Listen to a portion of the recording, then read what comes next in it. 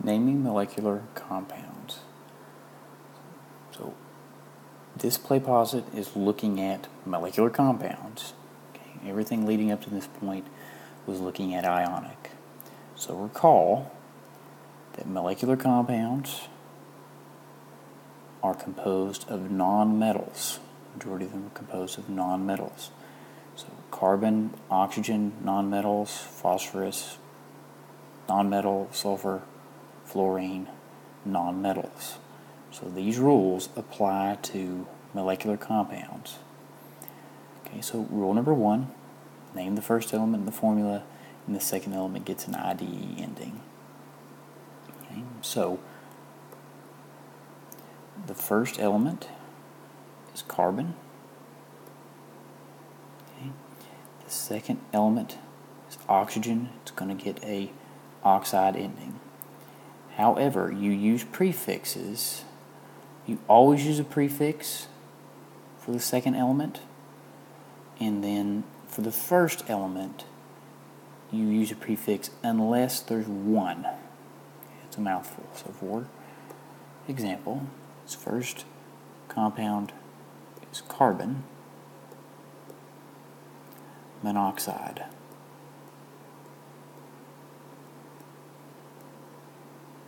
Okay. It's monoxide because you have one oxygen atom. Okay. The prefixes for naming molecular compounds are listed here. 1's mono, 2 is di, and so on. So 1 oxygen monoxide. The next element, the next compound is carbon dioxide. Okay.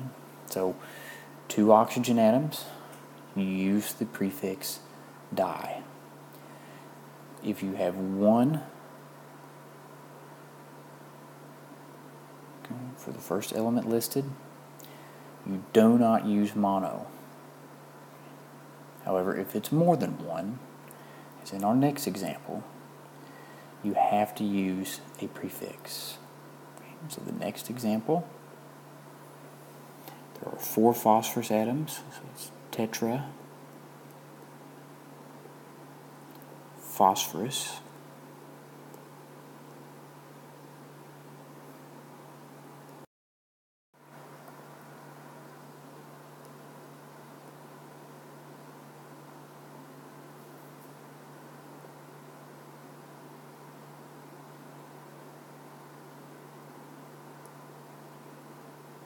There we go, tetraphosphorus.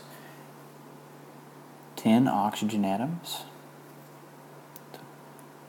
Deca. A decade's got 10 years in it, so we use deca.